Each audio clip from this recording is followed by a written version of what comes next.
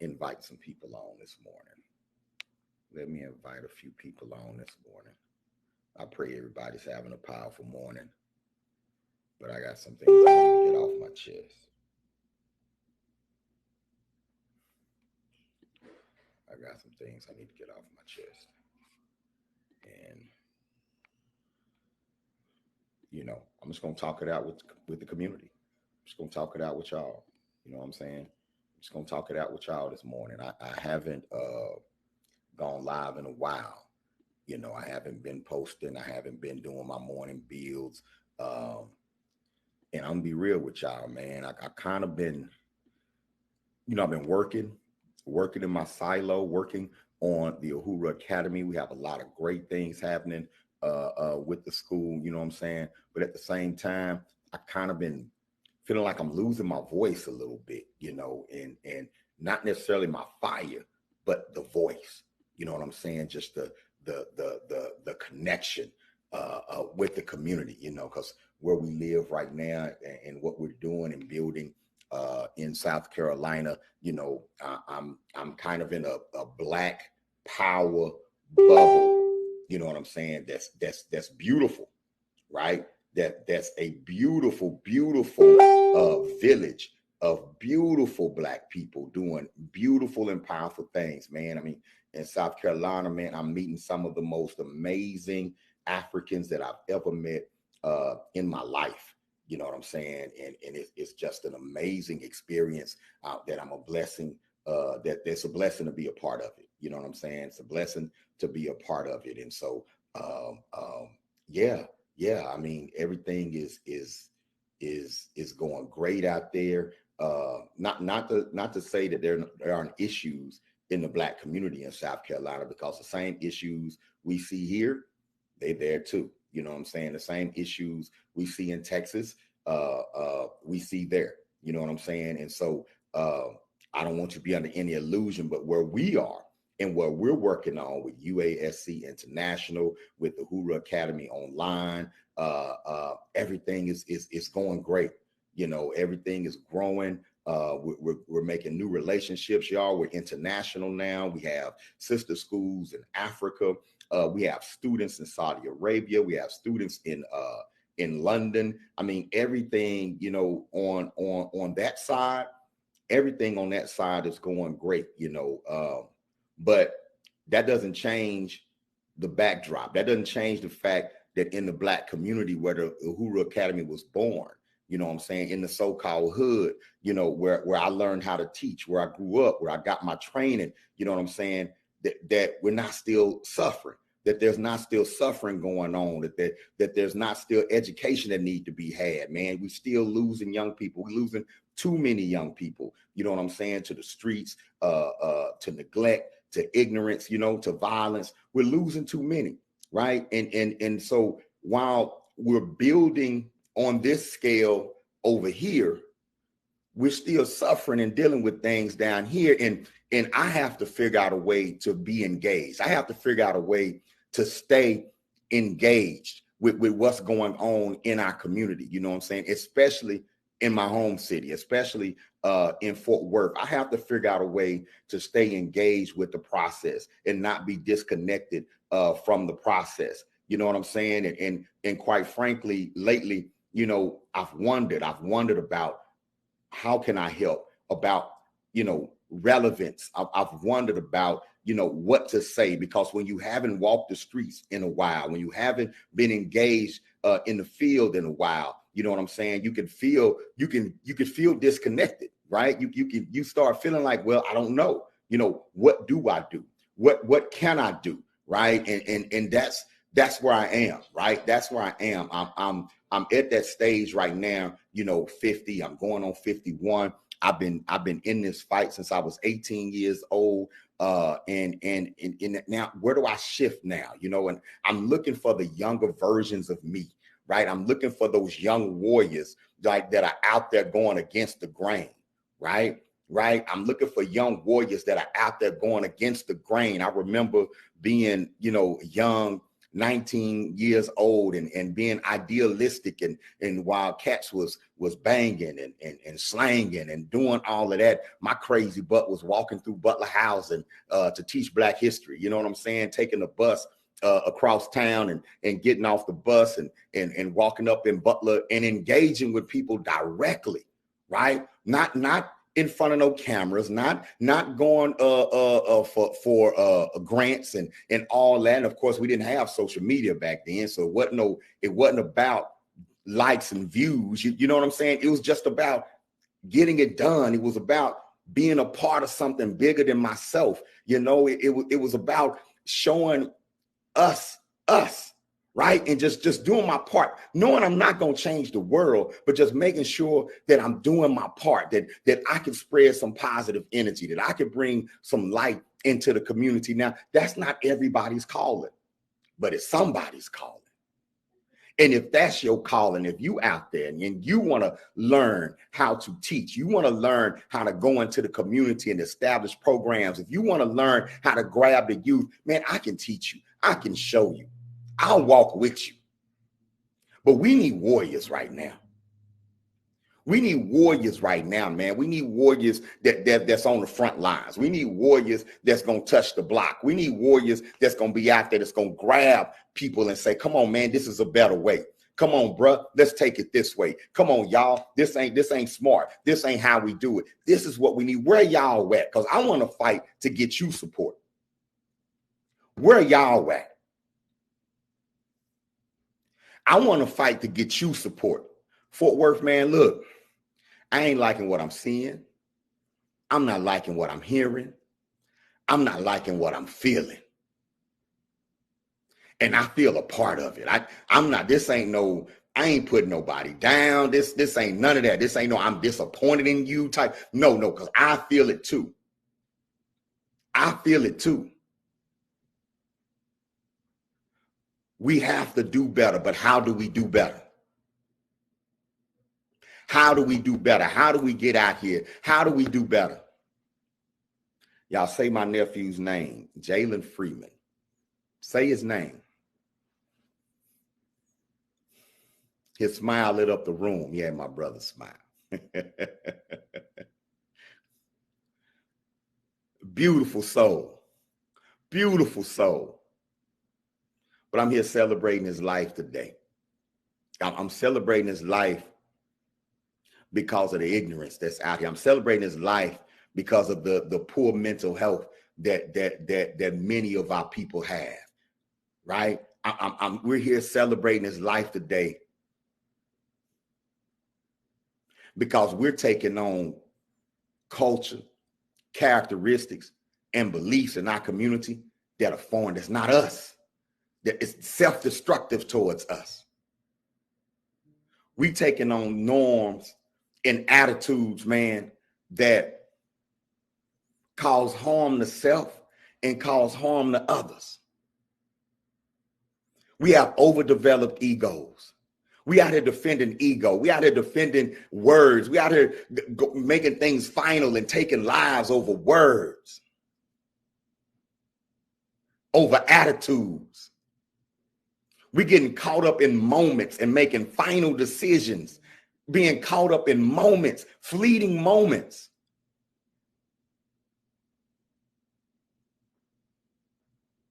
We're getting caught up in them and we're making split-second decisions that change everything, that mess up everything.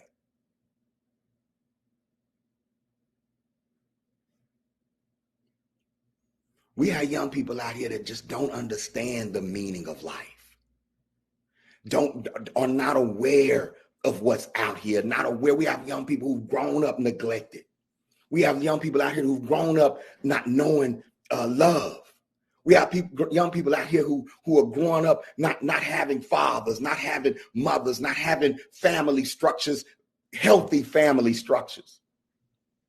We have young people out here growing up in trauma, growing up in drama to the point where it's normal. We have young people growing up in families where you don't know if it's hate or love. You can't tell the difference between the two.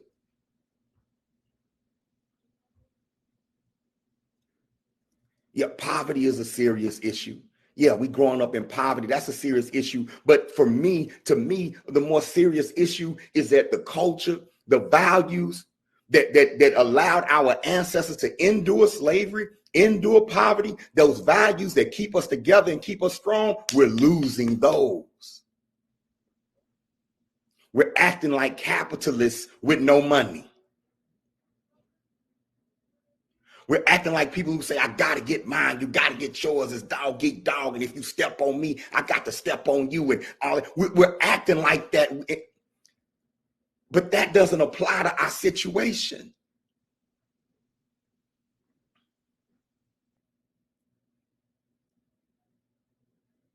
And we stuck in this cycle. We're stuck in this steady cycle of violence.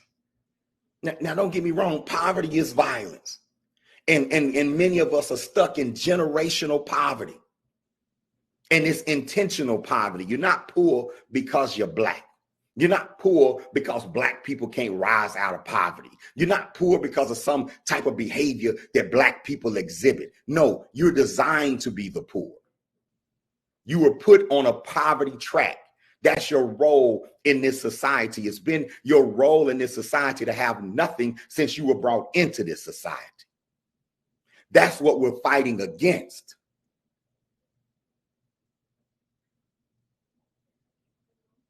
But we're not exhibiting the behavior that's going to get us out of poverty. And a lot of the current messages that people are throwing out there that'll get you out of poverty, they wrong. I don't care how positive they look. They look when they say it. Oh, it's about you, and it's just about you. It's all about you, and they all hate on you. When people don't want you to come up, don't worry about them people. When people don't pop up, all they doing is telling you to isolate yourself, to be an island of one. But you're not an island of one. You don't get out of poverty as an individual. We're not good as individualists.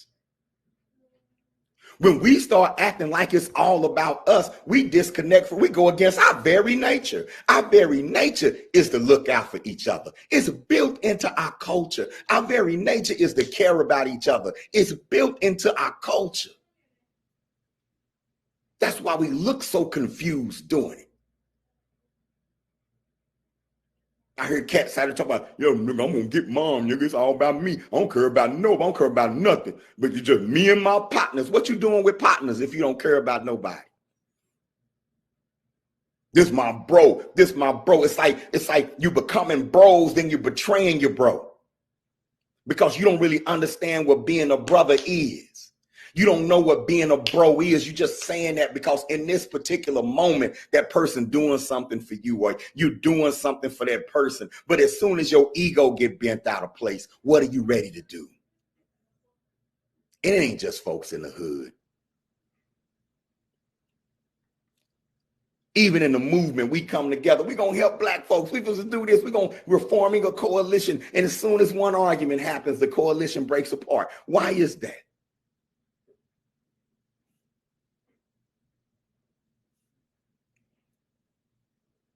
No, man, we got work to do. But it's more than just little programs. It's more than just bringing jobs and pouring that same old stuff, throwing that same old stuff at the neighborhood. No, man, we got to dig in. We need people that's going to dig in. We need folks that can walk up to people. We need folks that can walk in the midst of folks with some real opportunities, with some real solutions. We need churches and spiritual institutions where young people can really come to. Man, I remember Lester McCree. Y'all remember Lester on the South Side when he had the Safe Haven, right, in the 90s. And he kept his program open 24 hours a day on the South Side. 24 hours a day, rest in power to him. 24 hours a day, Safe Haven, where any young person, where there was gang involved or whatever, they can come up into the Safe Haven. And they respected the Safe Haven. And when it was in that Safe Haven, man, Mr. Lester was trying to teach them and push them and motivate them. And he was open for 24 hours a day. It was that deep, and it was needed. And if you're from Fort Worth, you know what it was on the South Side. when me and Ricky Clark used to go into Butler housing and teach African history and talk and work with the youth, then ended up working with the adults and form the men of Butler, the women of Butler, and just then going to other communities, getting engaged in the community. We went to Regal Ridge and got an apartment in Regal Ridge so we could teach and reach the youth. Y'all know we still in contact with a lot of them people, a lot of those young people, a lot of the people we work with. We help break cycles doing that stuff. We need more of that, man. But y'all know that people would never fund us the way it was. They fund McCree Lester. They wouldn't fund Safe Haven as that 24/7 Safe Haven. No, they came in and put funds in Safe Haven and turned it to a Boys and Girls Club that closed at 6 p.m. It was no longer the Safe Haven.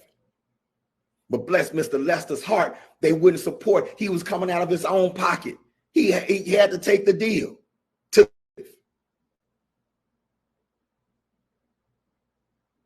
Y'all been doing this my whole adult life. My whole adult life. And when I learned about my nephew, it hit me. And I was like, man, I'm gonna tell y'all what hit me. It didn't hit me that I didn't jump, I didn't bawl or start crying. One thing I realized is that I'm always in mourning. That I've been mourning for years. That I was already there's like, Baba, why are you not upset? I'm already upset. I'm always there.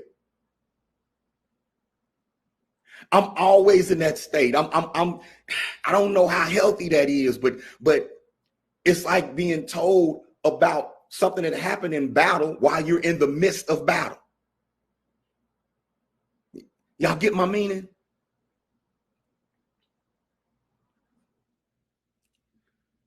So I'm wondering, what we gonna do? I'm looking around and I don't like what I see. I don't like how I feel.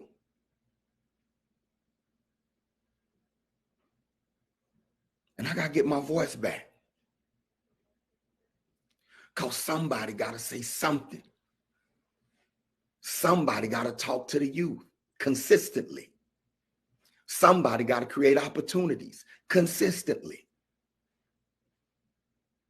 And if that's not the role of the Black movement, we don't need a Black movement. My Black movement ain't so somebody can get a job. Not mine. Not for me. My Black movement ain't that. My Black movement is the movement of Black people. For me, the Black movement is to move us from one state of awareness to another state of awareness. To move us from one level of consciousness to another level of consciousness.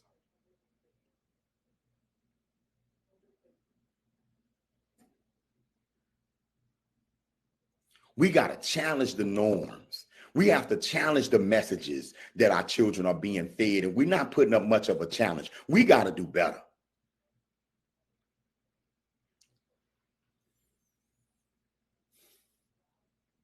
We got to do better. I'm going to shout out the Nation of Islam and the work of the Most Honorable Elijah Muhammad and the work of the Honorable Minister Louis Farrakhan for being here for 90 years with a program that saves lives. You don't have to be a Muslim. You might not agree with, but I done seen brothers become FOI and turn their whole thing around. And they still here. We need strong programs like that build men, that build women. Transformative programming that gets into how we eat, how we think, what we believe, where we're going. We need transformative programming.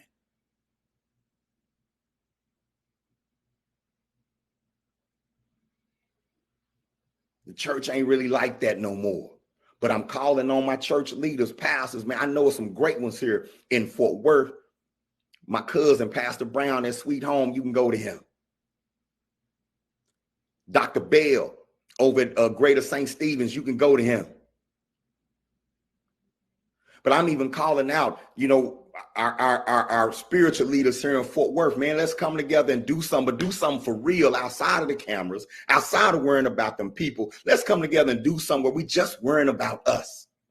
And we're not asking nobody's permission to do anything. Every church should be a school. Every church should be a community center. I see so many churches here with life center, community center, family center buildings, but I don't see no life, no community, or no families going in and out of them. Why? That's not a criticism. That's a question. Why? Are you disconnected too?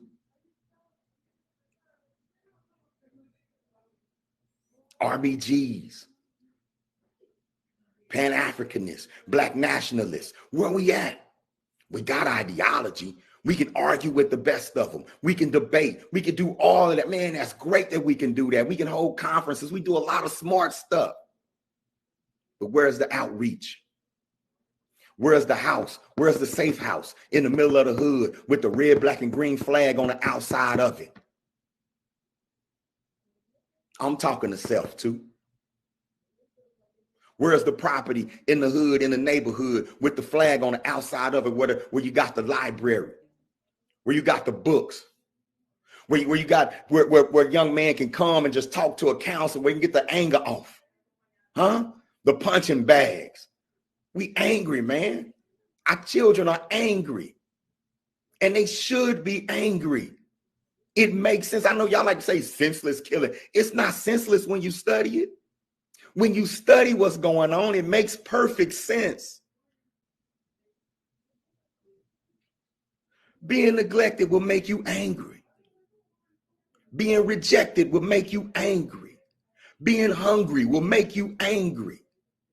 And when you're powerless to do anything about it, who do you take that anger out on? Who's ever within reach. When will you boil over? Who knows? When will you cross the line? Who knows?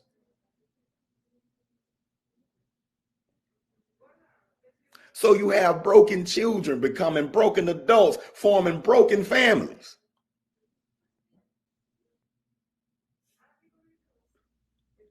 Y'all, I ain't start the Uhuru Academy to be some ritzy, high-class private school that only the elite can afford to go to. Our original model for the Uhuru Academy was for it to be a community school. Y'all remember when we converted that house in the hood? And shout out to Damu. Beautiful brother who deserves to be back home with his family. Remember we had that school in Stop 6, that house we converted into a little schoolhouse, and we didn't have enough room in the schoolhouse to have school, so we had to use the MLK Center across the street as our satellite campus. And you remember the whole, when everybody came together to paint the house, and the brothers from the nation put the gate up around the house, and y'all remember that? That's what the Uhuru Academy is supposed to be. That's what Uhuru Academies are supposed to look like, man. Every hood need an Uhuru Academy. Yeah, we got a rural model where we want to build big schools out on Black-owned land, but it's an urban model too, where we want to put an Uhuru Academy, a safe haven in every hood. We have to have a presence.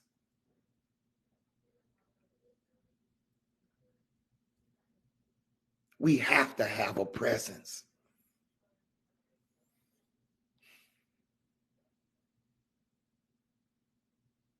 See, this current mentality of, I got to get mine. This current mentality of, it's straight over here. I'm getting that money. All this stuff is out here. You know, this current mentality, man, you know what I'm saying? It got us repeating this cycle again, where those of us who can, we getting where we can get, you know, we leaving our communities behind, not understanding that that's our strength.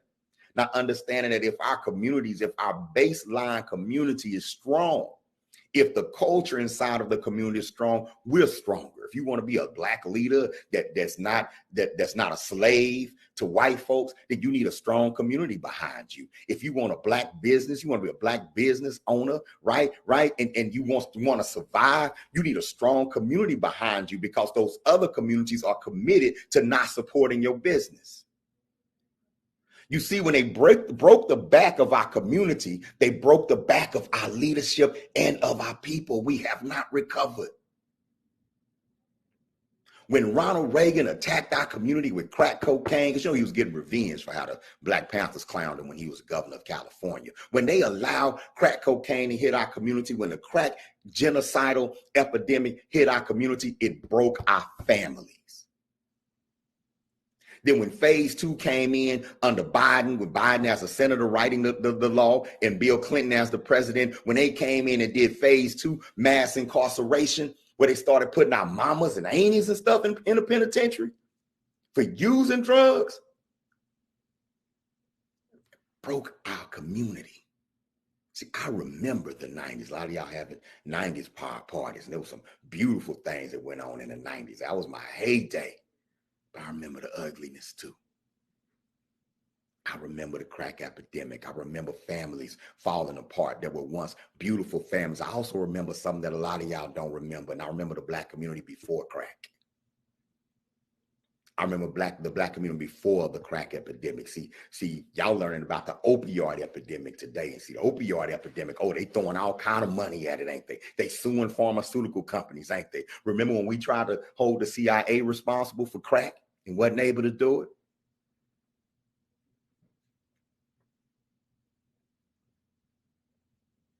See, I know who we can be. We are a beautiful people. Y'all, we believe if I got bread and you got meat, we gonna have sandwiches. That's what we believe in. We believe in that, y'all. We believe in growing food and sharing food with each other. We believe that I'm them your kids, they my kids. I'm watching them kids just like you gonna watch mine when we believe in that, man. Even when you go in the hood today and a lot of projects and stuff, you still see the babies running around, you know what I'm saying, and relatively safe. You know what I'm saying? Because we believe in extended family. That's a part of who we are, man. When we start losing that, when you break the black family, you break black people. And if you don't think the United States government understands that and understood that and acted on that, you're stupid.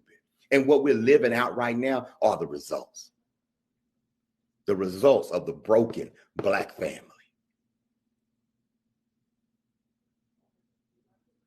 That's what we live in right now. Who down for putting it back together?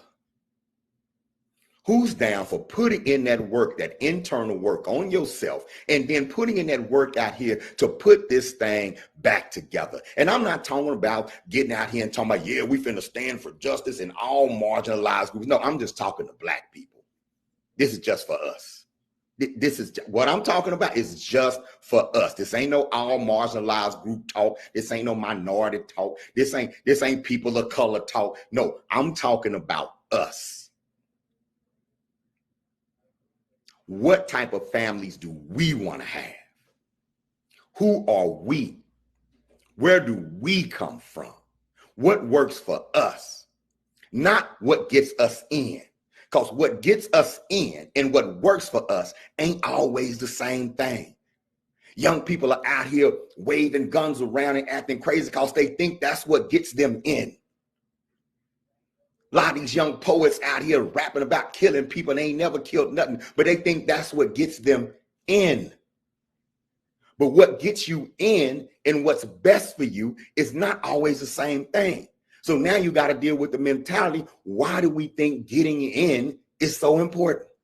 Being accepted is so important. Is it that dollar they dangling in front of you? Don't you know that there are other ways to be successful? There are other ways to circulate resources, create resources, build resources, more secure ways than just chasing a bag. It's deeper than a bag. And we got to stop being slaves and cowards and ignorant and get in our community and teach that and show that. A circulated dollar, $1 that's circulated is more powerful than $1,000 in your pocket that you're going to spend somewhere else. $10 circulating in community is more powerful than $100 that you spend at Foot Locker that's going to another community. See, when you circulate the money, you don't need as much cash on hand. When you're buying property, you don't need as much cash on hand. When you moving, when you moving with resources, you don't need as much cash on hand. When you got land and access to clean water, you don't need as much cash on hand. Now you just need a plan. Now you need means of having commerce, but that's another conversation altogether. Who's ready to go exemplify and teach that?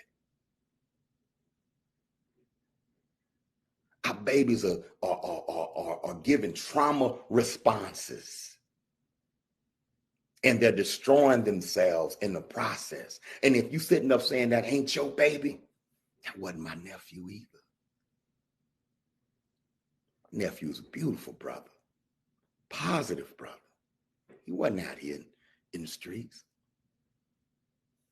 but he helped somebody who was damaged. He helped somebody who obviously didn't understand what love is, what brotherhood is, what family is. And it cost them. If you're not concerned about their peers, pardon my language, you stupid. You doing your job. You raising the beautiful babies, but they got friends. They got cousins and friends and extended family that don't get what they get. Right? And a few that do get it, but don't appreciate it. And they're in danger.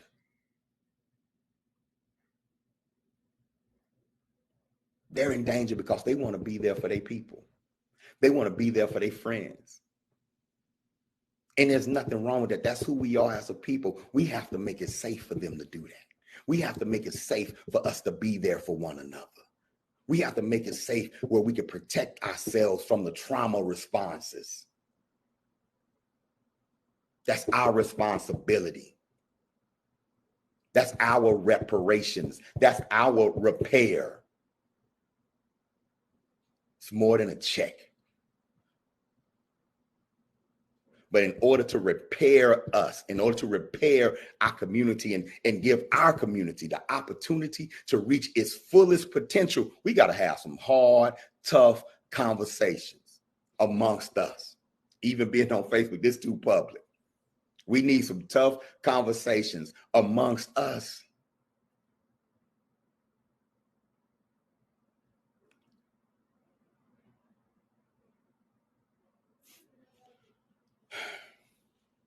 We'll keep fighting. We'll keep fighting. But who else want to fight? I'm in the training business now. I'm training folk. Who I got curriculum for days. All right. I got best practices. Some of y'all on here now, y'all know how I get down, right? Who want to fight? That's what I'm talking about, John Doe. That's what I'm talking about. Who want to fight, man? Who on the phone want to get together, man? Let's get together. It could be on Zoom. I can come back. I ain't scared to come back to Texas. You know what I'm saying? Let's get together, man, and let's form something. Let's form a coalition on the street level. I'm talking about on the street level on out. Let's form a coalition that'll get out here and put it in their face. Black love in their face. Discipline in their face. Spirituality in their face. We need some Black love Jehovah Witnesses out here. How you doing? Have you ever heard about the beautiful and the beauty and majesty of Black people? We need some career Jehovah Witnesses. How you doing? I just want to tell y'all about the opportunities that are in cybersecurity. We need some spiritual Jehovah. How you doing? Have you given your life to Christ? How you doing? Have you heard about the majesty of Allah? How you doing? Have you heard about Abatala, Yemaya, Ifa, Yoruba? We have to come out of hiding. We have to come out of hiding. We got to walk these streets.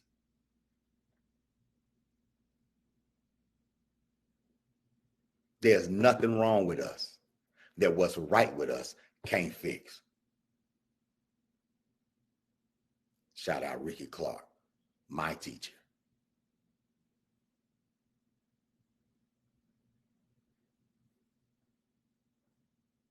Yeah. And the thing is, y'all, just like when y'all was young, man, when we would spit and talk, it ain't like we want people to transform overnight. But the thing is, you've been told. The thing is, somebody thought about you. Somebody cares about you enough to come and tell you, hey, man, how you heard about this? It's another way. How you doing? Just tell me about how you doing. I'm not even here to preach to you today, man. I just want to know how you doing. What's on your mind? You need a place to go, just let it off. You lost a homie. Are you hurting? Where do you go? Where do you go to vent?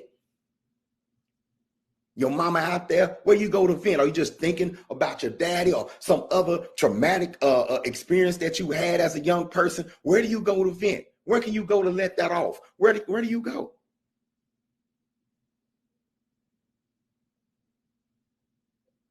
How do you find balance? How do you ground yourself? Because some of us are traumatized. Then we have children. What we finna do? We finna pass that trauma on to what?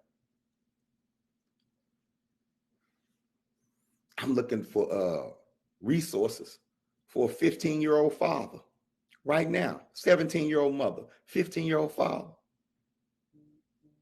His daddy, he out here, he's a very visible guy. He ain't involved in his son's life.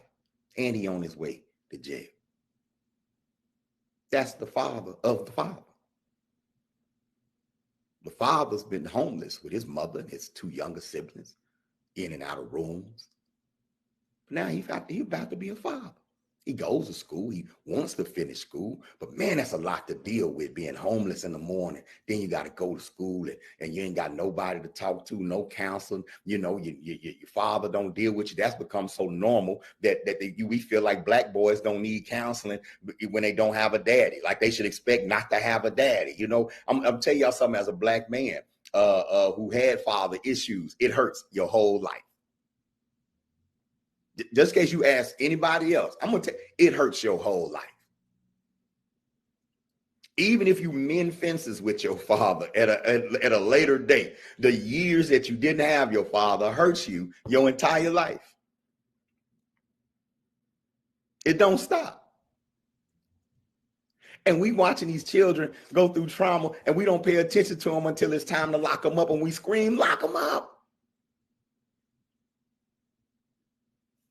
And by that time, a lot of times, they have to be taken off the streets. We don't have nowhere else to put them. They have to be taken off the streets. They become a danger to themselves and a danger to everyone around them. So they have to be taken off the streets. We don't have the mechanism to take them off the streets ourselves.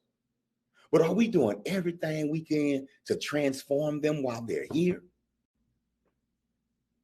Are we doing everything we can do to transform them while they're here before they get to that point, before that happens? Now, can you stop everything? No, but can we go to bed at night knowing that we watered the seeds, we watered the plants, that we did our job? Can we honestly say that as a community, we're doing our job, we're doing right by our children?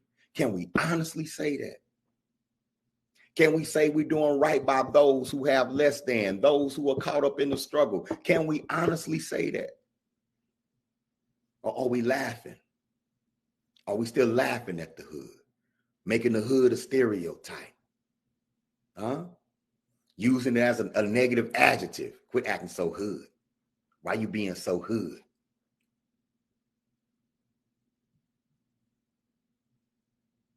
I'm trying to get out the hood, away from the hood. What you're really trying to get away from are other poor and traumatized black people. That's what you're trying to get away from.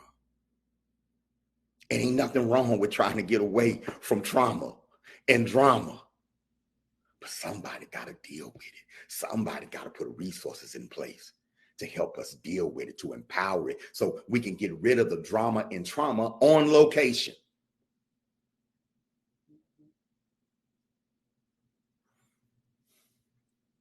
We need more ownership in our communities, more business ownership in our communities,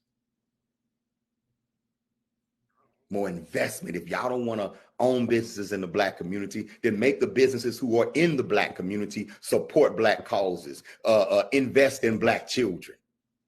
It shouldn't be a youth program in the hood that need money when you got corner stores that's making $500,000 a year on every corner. You should be able to go right down there and say, we need shoes for the basketball team. We just started a new chess team. We need boards. We need pieces. You should be able to go right to Abdul. Black women, you should be able to walk right into any Korean-owned beauty supply and say, we need money for a STEM program for girls. We're going to teach our girls how to code. And since we spend billions of dollars here, right, and you have to give back, you pay taxes just like everybody else. We got a tax write. All your tax write-offs, beauty supply industry, should be in the Black community. All of them.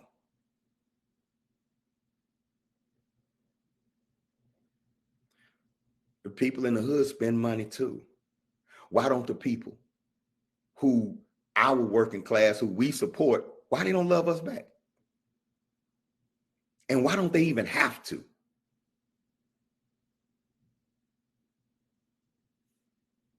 We too uncomfortable. No, we're too comfortable with being hated. We're too comfortable with being despised. We're too comfortable with that. We're too comfortable. Instead of calling people out on their hatred of us, we try to change ourselves into something they don't hate, as if something was wrong with you in the first place. They don't hate you because you did something wrong. They hate you because they've been told, even from where they're from, there are places in Saudi Arabia where they don't even acknowledge that the Black people in that country exist. They've been told, they've been taught for centuries that you're the lowest of the low because of this. This is the marker. This is the mark of the beast. The mark of the beast has been for centuries Black skin. That's why they call it beast mode. I know your mark of the beast is 666 and devil, but they mark of the beast. They mark of the beast being the animal, the non-human, the one that is okay to enslave, the one that is okay to exploit, the one you don't marry, the one you stay away from, the one that's supposed to be poor, the one that's supposed to be exploited. That's you, because you're a beast. You're not a human. And we spend our lives trying to prove that we're just as human as everybody else. We need to rehumanize Black people. Black lives matter. Why do you have to say that? Then we say, Black lives need to matter to Black people. How Black lives gonna matter to Black people if it don't matter to nobody else? And you're not teaching Black people anything new about Blackness that the people who hate Black people are learning. Your curriculum is the same as a curriculum. You're not teaching them any Black history. You don't teach us anything before slavery. You don't know anything about your people before slavery. How you gonna fall in love with your people? How you gonna really embrace your humanness? Dr. King went to Africa before he did I Have a Dream. He watched the Ghanaian independence movement. He met Kwame Nkrumah, and that's who really influenced him to do nonviolent protests, not Gandhi. He never met Gandhi, and Gandhi didn't like Black people.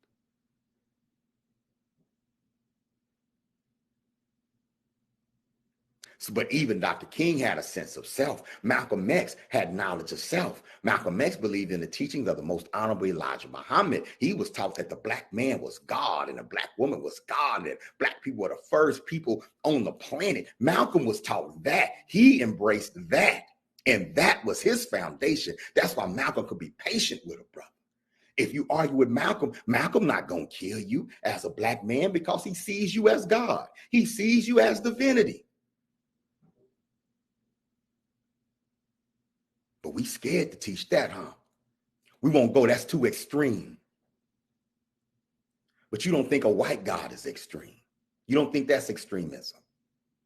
You don't think a Catholic church that sanctioned your enslavement is extreme. None of that's extreme.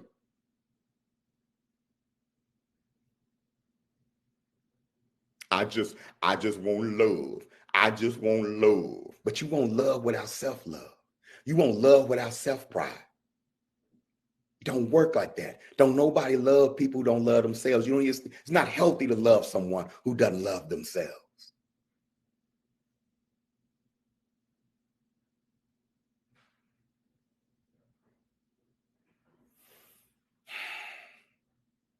So we go through this.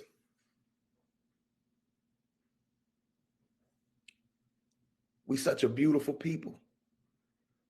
I'm at the viewing last night, and I just see all these beautiful people packed in the church, and you know, mourning, crying, laughing, but beautiful, beautiful people. I also saw damaged people.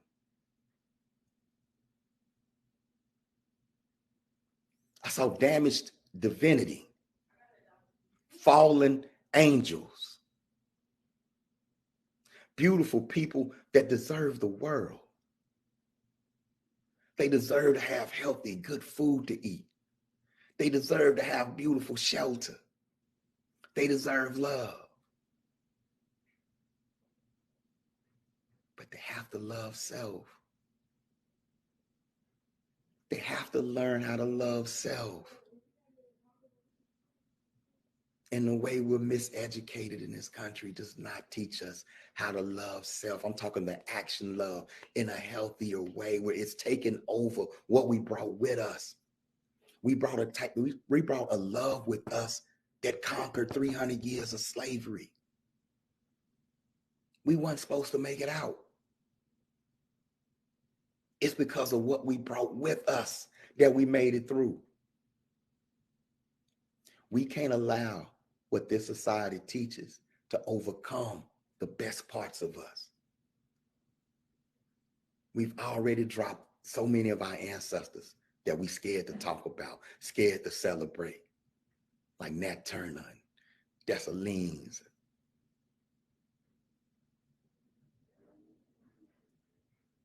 But once we started dropping our family values, and man, when they pushed that shit in our communities, man, that crack, that dope, that shit, and those addictions in our community, and then took them jobs away and all that trauma, man. Oh man, that was a powder keg, and that's when we started compromising our values. Remember when we used to say it was one in every family?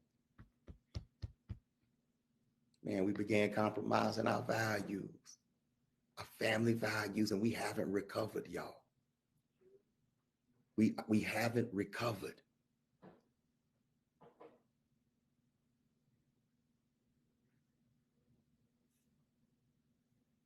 Who's ready to recover? Who's ready to put in that work?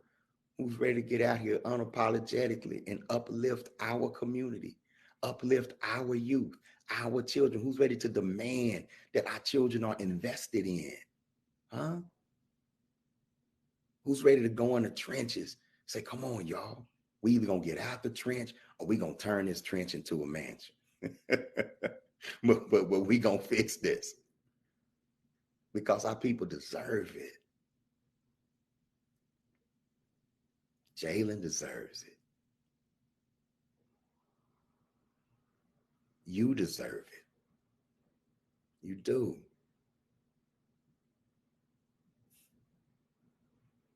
Anyway, I just want to sit with y'all for a little bit this morning.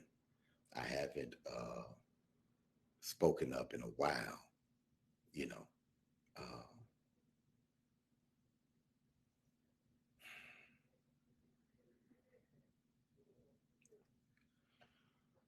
it's heavy for me. This has been my life, my entire life, my entire adult life. I use my music to teach. I use, y'all know, I'm dope, but I ain't never been on no get famous stuff. You know, I ain't never been that. I've always used hip hop as a tool. I've always used it to open doors for others.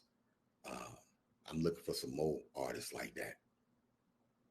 I'm looking for some artists that ain't worried about blowing up so in society's way, but are looking to blow up inside our communities, to blow positivity, to bring powerful knowledge. You know what I'm saying? I'm looking for those young artists. I'm looking for those artists that want to do that. I'll build a stage for you. We've done it before. Remember RBG Family Weekend?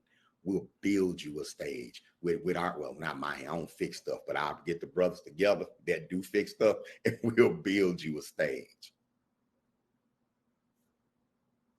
If you out here right now, if you out here trying to reach your people, I'll build you a stage. If you're using hip hop out here to spread love, to spread knowledge of self, to spread political awareness, I'll build you a stage, and I'll find people that'll support you as well. Because you need to be heard. And you need to be respected. We can't let you look poor. We can't let you walk around like you struggling and suffering and all that kind of stuff. No, you gotta be secured. You gotta be secured. You gotta have a piece of land that you call your own, a little quarter acre, acre. They need a house, the safe house with the studio in it. And y'all shooting the videos and all, and y'all showing the beauty in the hood. And y'all got the real estate classes going on in the house and all. Oh, ooh, I'd invest in that. I'd invest in that. I'd invest in that. Y'all, we are the solution. And those young people are out there. There are soldiers out there. If you know anybody, I want them to be 30 and younger. Right. And if they're under 25, that's really cool. Right. That's like the diamonds, the ones that are under 25 and they committed to spitting and kicking awareness. I will find resources for them. Will you help me find resources for them? I'll put a student, I'll make sure they'll always have a mic in front of them.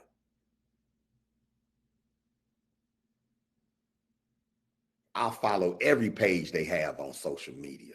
If they start getting the attention, then the ones that are over here saying this other stuff, they're going to switch.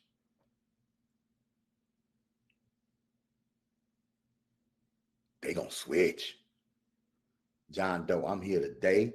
I'm here every day. Shoot, you can get me on a Zoom if you want to, right? We can get on Zoom. We can holler that way. I'm coming back early June. Man, I got people here. Preem is here. I got other folks here that'll represent. Man, you got somebody. Let's make something happen. Let's put a plan together. Let's make something happen. Let's make sure they peers got their music. We just got to make sure it's out there, man. Y'all know how many young artists we lose to the bullshit because they can't get no motion when they positive. We can help give them motion. We can put some motion behind what they're doing.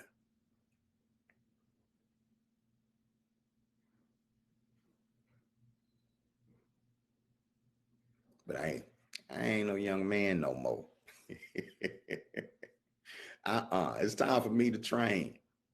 I get out there. I ain't out there like that no more. But it's time for me to train. You know, when I was out there, man, I was in the community. Shoot, I ain't go home after group. You know, I hung out. I stayed. Right. And so we need some soldiers that stay. We not folks that's doing it as a job. I gotta go home, man. I earned the right to go home, okay, at a certain time. But we need some cats out there that stay. That this is where you at. But you got to have the discipline to live by a certain set of rules. You got to have the discipline to exemplify a culture, to exemplify a way of life. That's a rewarding way of life. See, I get to look at my peers and say, look, I made it. I survived. Nobody killed me. I'm not homeless. So there was something about my approach that worked. It was something about my approach that was effective. So I want to give somebody else the benefit of that. And shout out to Sean Gales, who's one of them, who's just, doing his thing. Powerful young brother. Shout out to K Crucial. Powerful young artist out of Arkansas, man. And he's positive. He's doing his thing. He's a family man. And I know several others, y'all. And when we put them in front of you, support them. Support them. Order some merch from them. Get the downloads from them, because they're not just doing music. You understand what I'm saying? They're not just doing music. They're displaying a lifestyle. They're promoting character. They're promoting values. They standing up in their own way. And we got to support them. Well, I got to go. I got to check in with my queen. Shout out to my beautiful wife, Nkoyo Ojuo. I give thanks to the Creator. I give thanks to the ancestors. If I don't live another day, I've made an impact. And I'm at peace. But we got work to do. And I ain't walking in all this gratitude just to hold it and keep it to myself. I want to spread it out there to you too. I want you to walk in gratitude, even as we work with the ugliest aspects of what our community is going through. We're going to do it walking in gratitude, grateful to be among those that get to make that walk, grateful to be among those that get to spread light.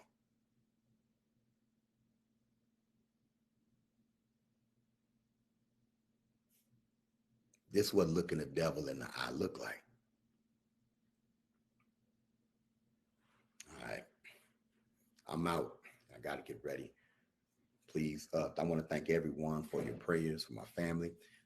And we pray for your family. We pray for you as well. And any trials, tribulations that you're going through, we send those prayers right back out to you, because looks like we're going through another time period when it comes to violence, or gun violence in particular, where there's one in every family. Let's get to work, y'all. Peace.